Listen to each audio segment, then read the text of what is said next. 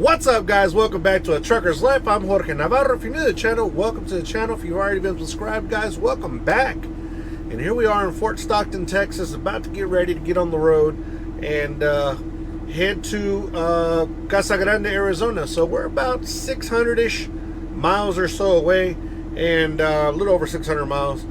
And so everything's been smooth so far. I've been checking the progress on my my rear end. Anyways, I've been checking the progress on Hot Chocolate's rear end, and that didn't sound much better either, huh? Y'all know what I mean, back there.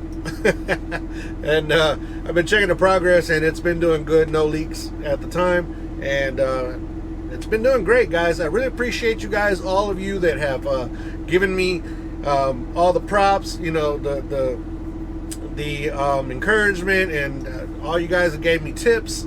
I wish I would have had a lot of more tips earlier, but I did get a lot from you guys anyways. One that stands out a little more is Chuck, and also 806 Driver, and there's quite a few more of you guys that actually helped out on helping me figure that out. So appreciate you guys, but everything, like I said, has been going good so far, and hopefully it stays that way. Now, one of you did tell me, I forgot, I'm sorry, I don't remember exactly who said it, but one of you actually said that I should just go ahead and try to tighten all the rest of them, see if they're loose or not, being that the one that I took off was extremely loose. So that is a good idea. I'm not going to mess with it right now because they're not leaking right now, so I'm just going to leave that alone until I get home. Once I get home, then I'll torque them down to make sure that they are nice and tight too, because that was kind of too loose. Like, I really didn't put any type of effort on taking those off. You guys think maybe I just had to tighten it up for it to quit leaking? No, that seal was pretty messed up. But anyways, I guess once the oil starts going through it, it messes up the seal, and you know, that messes the integrity up of the seal. So I still have one here.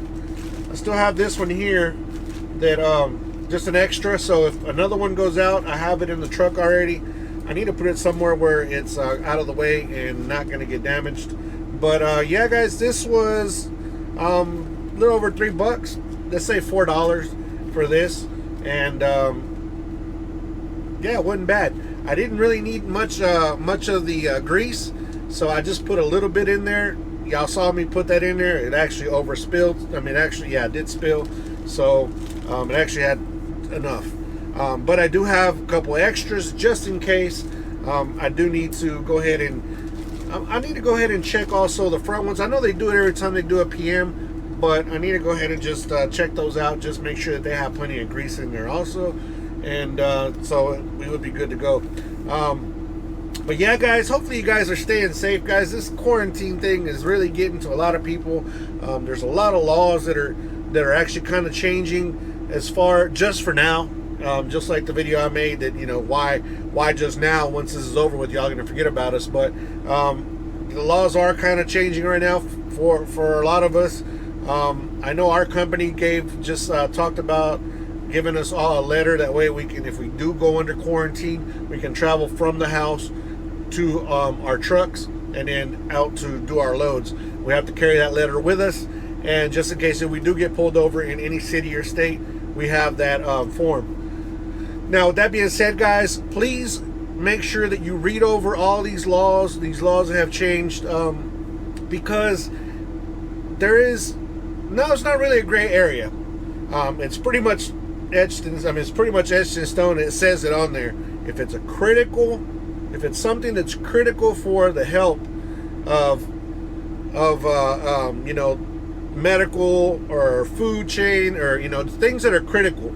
Now, last time I said that what I do maybe is not as critical, but now that I think about it, it can be, because a lot of the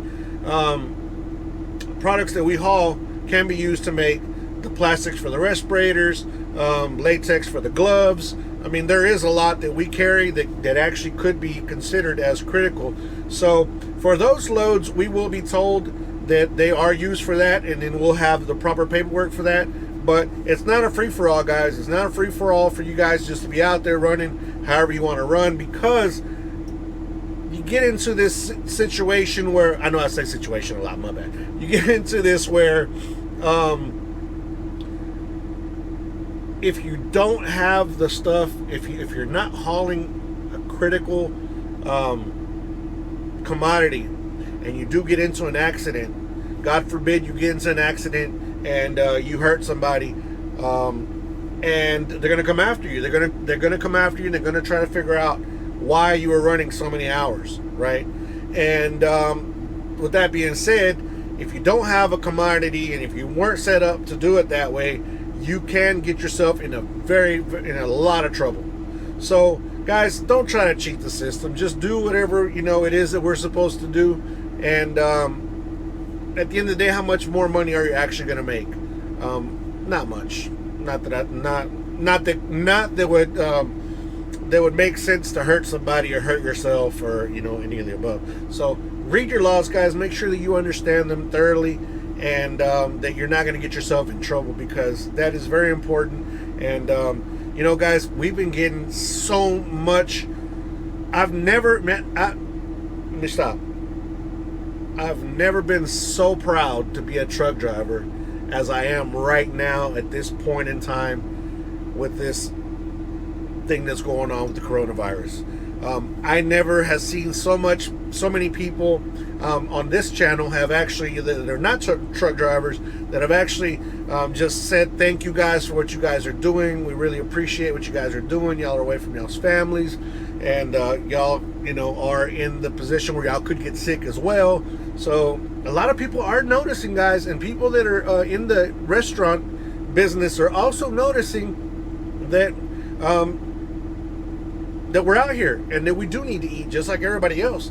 And what's so awesome is that like, for example, Texas Roadhouse said that if, and I'm not affiliated with Texas Roadhouse or anything like that, just to put the word out there, Texas Roadhouse actually put out a letter saying that if we pull up to if we pull up in the parking lot of the restaurant and we want something to eat, they will serve us. You're not gonna be able to eat inside, but they will take an order, and you can get your food and leave. Now, it didn't really state that it was gonna be free or not. I really doubt that it's gonna be free, but nonetheless, they're taking that initiative to help us out.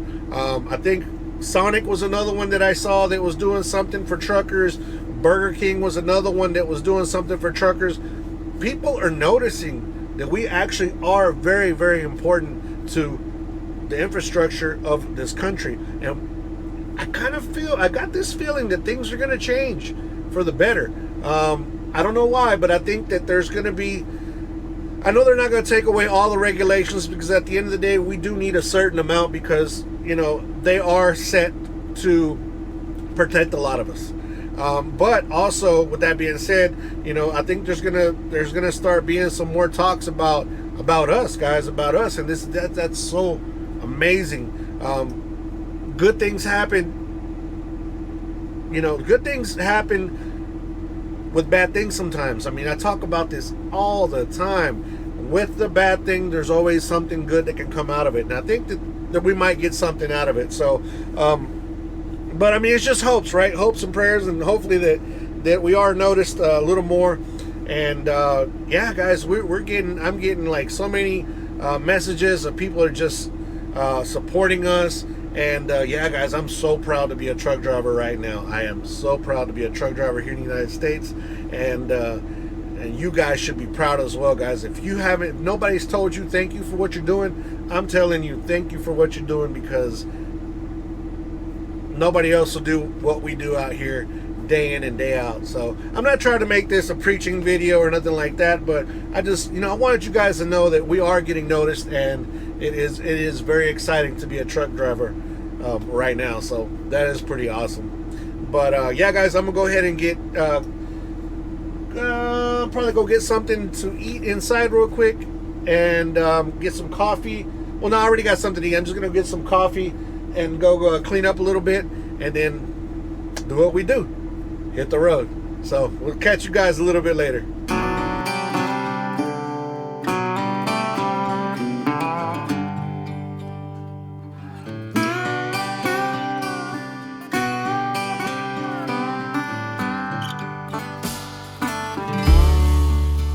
here we are, guys, going through El Paso, Texas. On the other side right there to your left. So you go over this bridge here, you can kind of see Juarez, Ciudad Juarez, Mexico. I think this is the closest that a major U.S. highway gets to Mexico, if I'm not mistaken.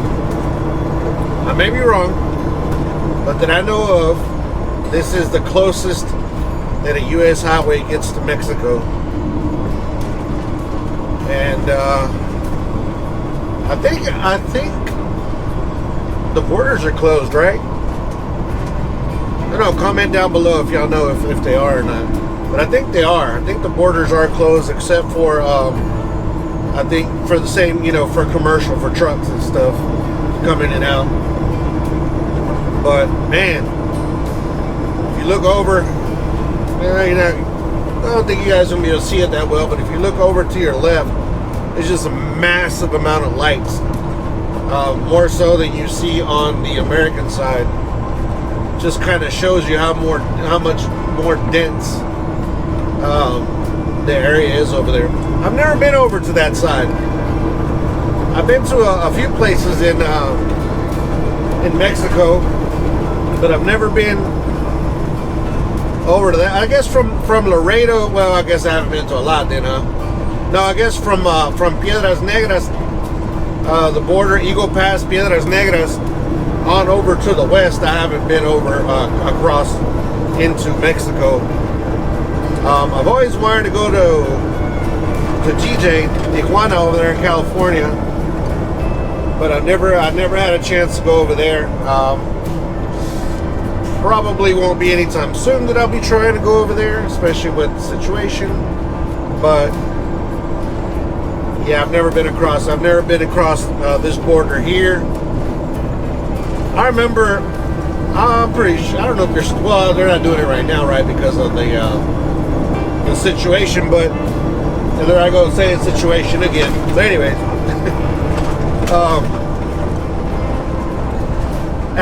if you were at the Petro back behind us, back in the days, you turn on your radio and you used to hear these guys that would take you over there in a limo, and or they'll take you over in a car or whatever, and to go to the bars, and if you wanted to go shopping and stuff like that, they'd come pick you up, take you over there. I never, now you can see Juarez. All them lights that you see up in front of us and over to the left, that is all Ciudad Juarez, Mexico.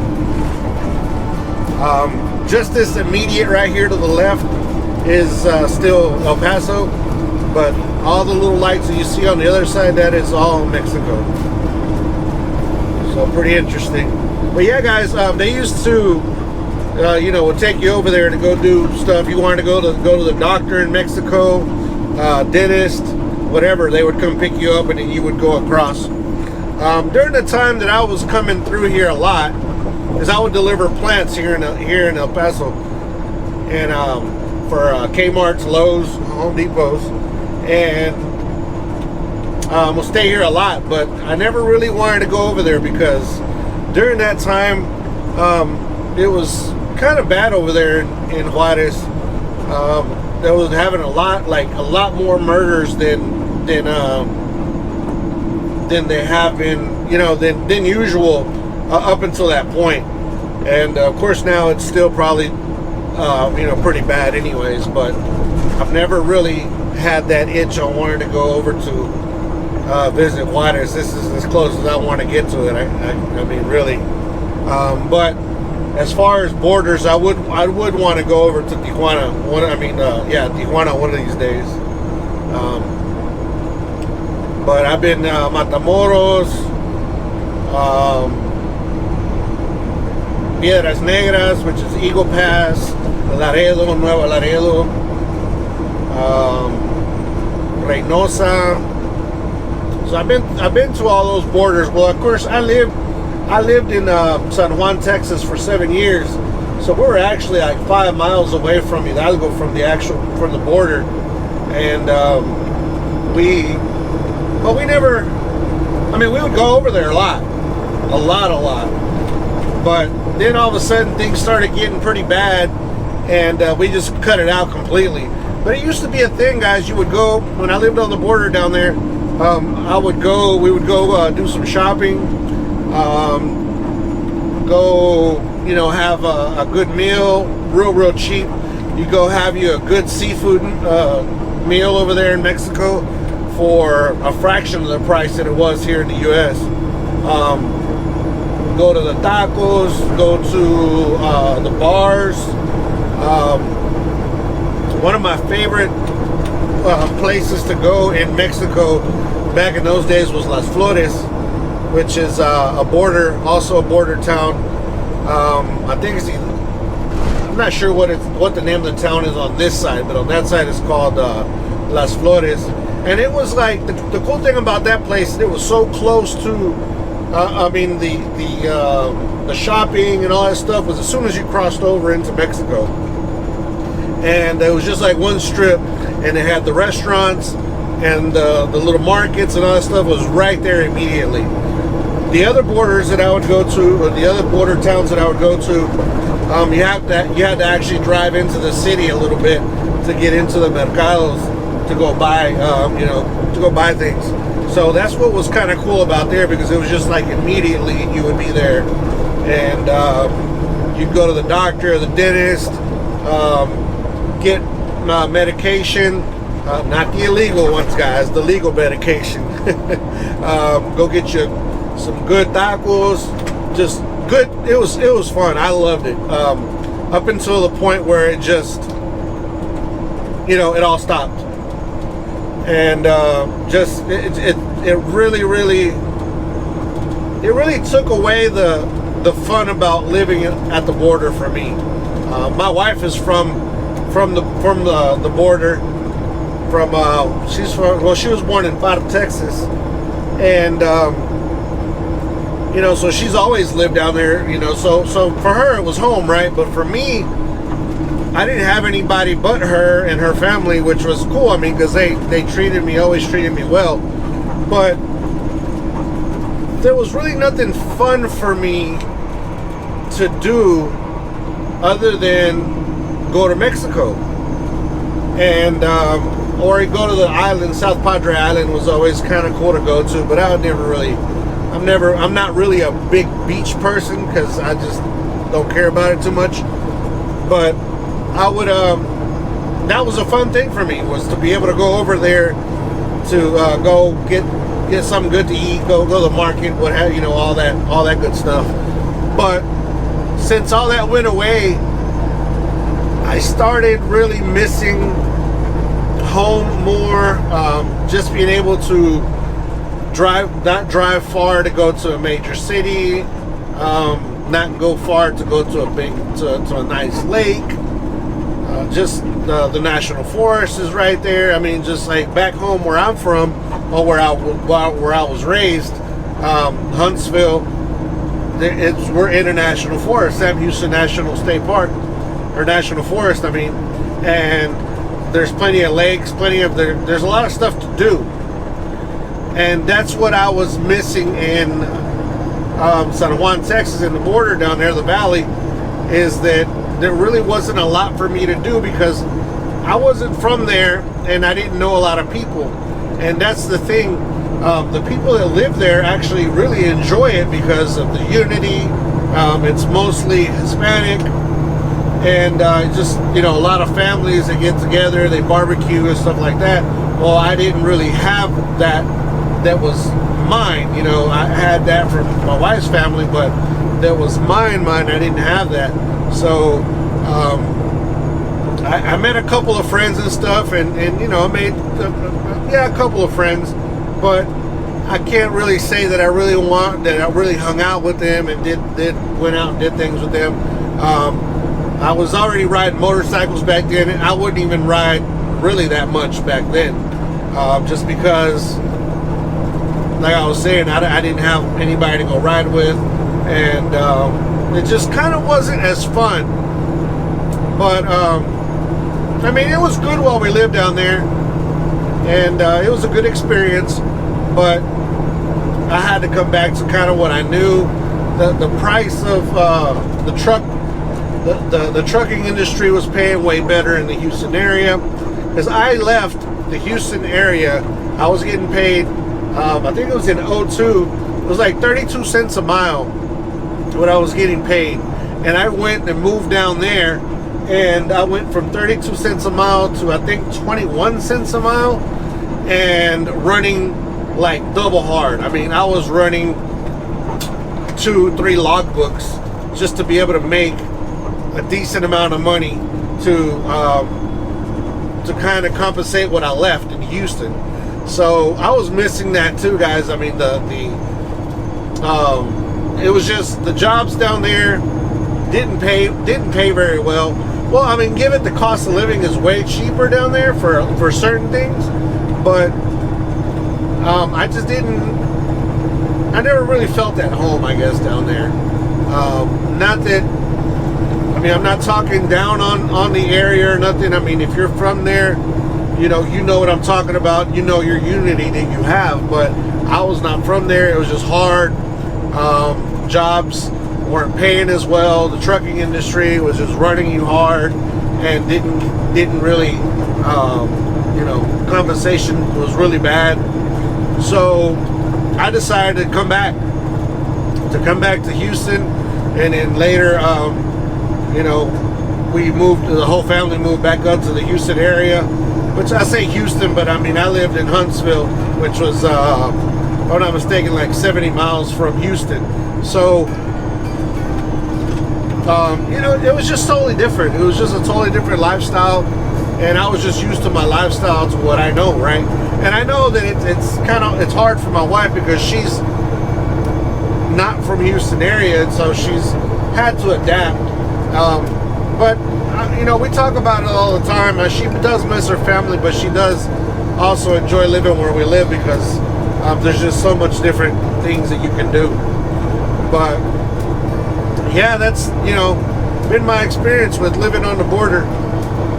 I have other stories. That's for another video of just things that I went through when I was in the trucking business. Especially the trucking business. Well, I'm still in the trucking business. When I was in the trucking down there in the valley, and experiences that I had, I'll make a video on that sometime. But there was pretty interesting situations I was down there. But a positive thing is, by me going down there is what actually got me into semis. Just for the simple fact that when I went down there, I only had a Class B, so I was driving a dump truck. And I told this story before, but anyways, the dump truck kept breaking down, so the only truck they had was a semi. And my boss said if I wanted to work, then there's the keys. I told him I didn't have a Class A. He said, do you want to work or not? So I decided yes, I wanted to go work. So that's when I first started like really getting into the semis. And then once I moved back up to Houston, once I started working back in Houston, I still lived down there for a few years before we actually moved back up, but I was working out of Houston. A friend of mine helped me get my CDL, and that's where all my trucking career started as far as the semi. So, the bad, there's always the good. I mean, I say it over and over again, and I'll keep saying it over and over again because it's just the way it is. But yeah, guys, I am going to continue going on, keep on rolling. I'm going to leave y'all with this video here tonight. It's all night driving, so I decided to make it right now while we were going through the city so you can see a little more lights and stuff. But yeah, we're going to keep on rolling, guys. Don't forget to be kind to one another. Help anybody who needs help. Guys, make sure you wash your hands thoroughly. Take care of your hygiene while you should always do that, right? But more so now, double it, triple it, do what you have to do to stay clean. Wipe down the surfaces of your truck, everything you touch, and your hands. Guys, anybody contemplating suicide, 1-800-273-8255. Please, right now it's hard times, but we got to pull through this. And there's a sign that says COVID-19. Reality we're living in. See you guys on the next video. Peace. I'm out here, guys.